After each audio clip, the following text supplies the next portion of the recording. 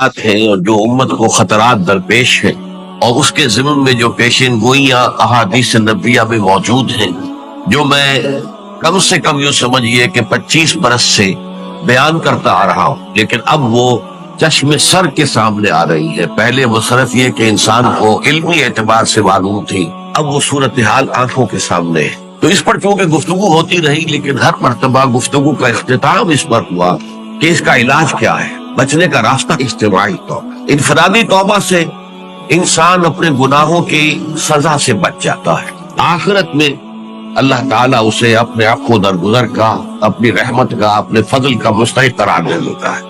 لیکن دنیا میں قوم کی حالت نہیں بدلتی جب تک اجتماعی توبہ نہ ہو۔ آج میں چاہتا ہوں کہ اس توبہ کے موضوع پر کچھ عرض کروں۔ یا ایھا الذین آمنوا توبوا الی اللہ توبۃ نصوحا، اہل ایمان اللہ کی جناب میں توبہ کرو خلوص کے ساتھ، اخلاص کے ساتھ۔ توبۃ النصوح، زبانی کلامی نہیں، توبہ کی تسبیح نہیں، بالفعل۔ عسیٰ ربکم ان یکفر عنکم سیئات، امید ہے تمہارا رب تمہاری برائیوں کو تم سے دور کر دے، یہ توبہ کی تاثیر ہے۔ وَيُدْخِلَكُمْ جَنَّاتٍ تَجْرِی مِن تحتہا الْأَنْہار، اور تمہیں داخل کرے گا ان باغات میں جن کے دامن میں ندیاں بہتی۔ ترمذی اور ابن ماجہ میں حضرت انس بن مالک رضی اللہ تعالی عنہ سے روایت ہے، حضور نے فرمایا تمام بنی آدم خطا کار ہیں، خطا کار میں نہیں، بہت خطا کار، بہت خطا کار، لیکن ان خطا کاروں میں بہتر لوگ وہ ہیں جو خوب توبہ کر، غلطی ہو گئی توبہ کر۔ اور ایک اور حدیث میں آپ کو بتاؤں گا، یہ نہیں ہے کہ پھر کبھی وہ غلطی نہ ہو، اس وقت آپ یہ لگا لیں اپنے اوپر یہ کام میں نے نہیں کرنا، اور ایک دفعہ وہ کام چھوڑ دیں تو توبہ ہو گئی۔ پھر اگر کچھ عرصے کے بعد پھر کہیں آپ جذبات کی رو میں بہ گئے، پھر کہیں کوئی برے اثرات جو ہیں وہ پڑے، پھر غلطی کوئی بات نہیں کرتا، پھر ہو گیا پھر توبہ کر۔ تواب اسی لیے کا بار بار توبہ۔ دوسری حدیث ابن ماجہ اور بہقی میں ہے، حضرت عبداللہ ابن مسعود رضی اللہ تعالی عنہ، التائب من الذنب کمن لا ذنب لہ، گناہ سے توبہ کرنے والا ایسے ہے جیسے اس نے کبھی گناہ کیا ہی نہیں۔ دھل جاتی ہے، تختی دھل گئی، بچے نے تختی لکھی تھی اس کو دھو دیا، ختم ہو گئی۔ ایک حدیث تو پڑھ کر میں بھی چونکا، والذی نفسی بیدہ لو لم تذنبوا لذهب اللہ بکم ولجاء بقوم یذنبون فیستغفر اللہ فیغفر لهم، اگر تم لوگ گناہ نہ کرتے تو اللہ تمہیں ختم کر کے کوئی اور ایسی مخلوق پیدا کرتا کہ جو گناہ کرے اور پھر وہ توبہ کرے اور اللہ اسے۔ یہ اصل میں اسلوب ہے بیان کا، بتانے کے لیے کہ تمہارے دلوں کے اندر مایوسی کا غلبہ نہ ہو۔ اگر گناہ نہ ہوتا اور پھر توبہ نہ ہوتی اور میں اس کو معاف نہ کرتا تو میری شان غفاری کا ظہور کیسے ہوتا؟ میری شان ہے نا، غفار بھی ہوں، ستار بھی ہوں، اس کا ظہور کیسے؟ اسی سے ملتی جلتی ایک حدیث ہے، یہ امام احمد اور امام بہقی لائے ہیں، اور اس کے راوی حضرت علی ہے رضی اللہ تعالی عنہ۔ اللہ تعالیٰ کو بہت محبت ہے، یحبہ۔ اب دیکھیے ایک طرف وہ آیات ذہن میں لائیے، اللہ تعالیٰ کن سے محبت کرتا؟ اللہ محبت کرتا ہے ان بندوں سے جو اس کی راہ میں جنگ کرتے ہیں، صفے باندھ کر، گویا سیسا پلائی ہوئی دیوار ہے۔ یہ ہے مثبت کام، نیک کام، محسنین، اللہ کی راہ میں قتال کرنے والے۔ یہاں اس کے برعکس کہا جا رہا، ان اللہ یحب، اللہ تعالیٰ محبت کرتا ہے اپنے اس بندے سے، العبد المؤمن، جو مومن ہو۔ اس کی ایک اور بڑی پیاری حدیث آئے گی، المفتن التواب، جو بہت فطروں میں مبتلا ہو جاتا ہو اور پھر بہت توبہ کرتا ہو، مفتن التواب، لیکن ساتھ ہی پلٹتا ہو، رجوع کرتا ہو، پھر اللہ کے حضور میں حاضر ہوتا ہو، پھر معافی مانگتا ہو۔ اللہ تعالیٰ کو اپنا ایسا بندہ بہت پسند۔ تو وہ تھے حدیثیں، میں نے ان میں سے کچھ چنی ہے۔ ہمارے بعض واعظ ناصح وہ بھی کسی شخص کو روکتے رہے، برائیوں سے روکتے رہے، نہیں رکتا تو کہیں غصے میں آ کے اللہ تجھے کبھی معاف نہیں کرے۔ یہ کتنا بڑا جرم ہے، اس کا اندازہ کیجیے۔ اس حدیث تم میرے بندے کو میری رحمت سے مایوس کر رہے ہیں، کتنا بڑا جرم ہے، اس کا اندازہ کیجیے۔ یہ مسلم شریف کی روایت ہے، عن جندب، حضرت جندب رضی اللہ تعالیٰ عنہ سے، کہ ایک شخص نے یہ کہا کہ خدا کی قسم اللہ تعالیٰ فلاں شخص کو کبھی معاف نہیں کرے۔ اس پر اللہ تعالیٰ نے یہ فرمایا، یہ کون ہے جو میرے اوپر حکومت کرنے والا آ گیا، جو میری طرف سے حکم لگا رہا ہے کہ میں کبھی معاف نہیں کروں گا، کہ میں فلاں شخص کو کبھی معاف نہیں کروں گا۔ قد غفرت لفلان، اس کو تو میں نے معاف کر دیا، واحبطت عملہ، اس شخص کے تمام اعمال میں نے ضائع کر دیے کہ تم نے میرے بندے کو مایوس کیا۔ یہ ہے جرم کی انکار۔ تو توبہ کی دعوت دیتے رہو، توبہ کے لیے لوگوں کو آمادہ کرتے رہو، توبہ جو ہے اس کے لیے ترغیب دیتے رہو، اللہ تعالیٰ معاف فرمانے والا۔ اب آخری حدیث سنا رہا ہوں، یہ تو بہت ہی عجیب حدیث ہے، اور متفق علیہ، یہ بخاری اور مسلم دونوں ہیں۔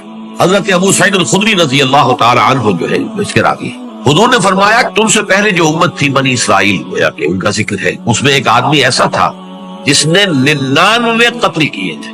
اب آپ اندازہ کیجئے کتنا بڑا گناہ کبیرہ ہے قتل۔ قرآن مجید میں آتا ہے اگر ایک انسان کو بھی ناحق قتل کر دیا گیا تو یہ ایسے ہی ہے گویا کہ اس نے پوری نوع انسانی کو قتل کر دیا۔ اس نے 99 قتل۔ پھر اس کے بعد یہ ہوا کہ اس کے اندر توبہ کا جذبہ پیدا ہوا، تو اس نے پھر سوال کیا، لوگوں سے پوچھا کہ زمین میں رہنے والوں میں کون سب سے بڑا عالم ہے؟ اسے بتایا گیا فلاں راہب فلاں جگہ پر ہے، وہ بہت نیک ہے، بڑا عالم۔ وہ اس کے پاس آیا، انہوں نے کہا دیکھیے راہب صاحب، میں نے 99 انسان قتل کیے، اب مجھے یہ بتائیے کہ میرے لیے توبہ کا کوئی امکان ہے؟ انہوں نے کہا نہیں۔ اس نے اس کو بھی قتل کر دیا، اپنی سینچری مکمل کر لی، مطلب 99 کے بعد ایک کی کسر تھی، اس کو بھی قتل کیا، 100 پورے کر لی۔ پھر اس نے پوچھا کوئی اور، کوئی بڑے عالم انسان کو، پھر اس کی رہنمائی کی گئی ایک بڑے عالم شخص کی طرف، تو اس نے وہاں جا کر کہا کہ میں 100 انسان ہلاک کر چکا ہوں، قتل کر چکا ہوں، میرے لیے توبہ کا کوئی امکان ہے؟ کہا کیوں نہیں، 100 قتل کیے تب بھی کیا ہے، توبہ کا راستہ دروازہ کھلا ہوا، جب تک کہ وہ گھنگرو نہیں بج رہا اس وقت تک تمہارے توبہ کا دروازہ کھلا ہوا ہے۔ تمہاری توبہ کے درمیان اور تمہارے درمیان کون حائل ہو سکتا ہے؟ توبہ کا دروازہ کھلا ہے۔ لیکن ساتھ ہی کہا تم ایسے کرو، جہاں تم رہتے ہو وہاں نہ جاؤ واپس، وہاں کا ماحول اچھا نہیں ہے، معاشرہ اچھا نہیں ہے، ہو سکتا ہے کہ تم توبہ پر قائم نہ رہ سکو، تم فلاں جگہ چلے جاؤ، وہاں اچھے لوگ آباد ہیں، ان میں جا کے رہو، وہاں ایسے لوگ آباد ہیں جو اللہ کی بندگی کرتے ہیں، تو تم ان کے ساتھ مل کر اللہ کی بندگی اور پرستش کرو، اپنے زمین کی طرف اپنے وطن میں واپس نہ جاؤ، وہ بری جگہ ہے۔ تو وہ چل پڑا، ہجرت کر رہا ہے، اس جگہ جا رہا ہے جہاں کا راہب نے بتایا۔ جب آدھا راستہ اس نے پورا کر لیا، اب وہ جہنم کے فرشتے بھی آ گئے اس کی جان قبض کرنے کو، اور جنت کے بھی آ گئے۔ رحمت والے جو فرشتے ہیں جنت والے، انہوں نے کہا یہ شخص توبہ کر کے اللہ تعالیٰ کی طرف ہجرت کر رہا تھا، اس لیے اس کی نیت کی بنیاد پر اب یہ جنتی ہے، لہٰذا اس کی روح ہم قبض۔ عذاب والے فرشتے ہیں، وہ کہیں گے تو نے توبہ کے بعد کوئی نیک عمل تو کیا ہی نہیں، تو کس بنیاد پر اس کو تم جنت میں لے جاؤ گے؟ اس کو تو دوزخ میں جانا چاہیے۔ تو ان کے پاس اللہ نے ایک اور فرشتے کو بھیج دیا، آدمی انسانی شکل کے اندر۔ ان فرشتوں نے کہا بھائی ہمارا فیصلہ کرا دو، اس کی روح ہم لینا چاہتے ہیں یا ہم لینا چاہتے ہیں۔ انہیں حکم بنا دیا کہ تم فاصلہ ناپ لو، جہاں سے وہ چلا ہے اور جہاں جا رہا تھا اور یہاں اس کی موت ہو رہی ہے، تو کون سا فاصلہ زیادہ ہے؟ جب ناپا گیا، بلکہ ایک حدیث میں آتا ہے کہ اس پر اللہ نے زمین کو جو ہے حکم دے دیا، ایک طرف والی زمین تو سکڑ جا، دوسری والی جو ہے تو پھیل جا، تاکہ وہ جو جا رہا تھا وہ زیادہ قریب ہو جائے بنسبت اس کے کہ جہاں سے وہ چلا تھا۔ تو اس فیصلے پر پھر جو فرشتے تھے، رحمت کے فرشتے تھے، وہ اس بندے کو لے گئے جنت کی۔ یہ ہے توبہ کی عظمت اور اس کی تاثیر۔ اب آئیے اجتماعی توبہ کا طریقہ کار جو میں نے بہرحال بیان کیا ہے۔ پہلے افراد توبہ کریں اور صحیح توبہ کریں۔ صحیح توبہ کیا ہے؟ ہماری زندگیوں میں کوئی حرام شے ہے فوراً نکال دو۔ ہماری معاشرت اور اس معاشرے میں رہتے ہوئے جو قانون ہے جس کے ہم پابند ہیں، ہم کسی زانی کو رجم نہیں کر سکتے، ناممکن ہے، یہ تو قانون ہی بنے گا تب ہوگا۔ ہم کسی چور کا ہاتھ نہیں کاٹ سکتے، تو قانون بنے گا تو ہوگا۔ تو ہم جن چیزوں پر عمل نہیں کر سکتے قانوناً، ان کے علاوہ باقی پوری شریعت جس پر عمل کیا جا سکتا اس پر عمل پیرا ہو۔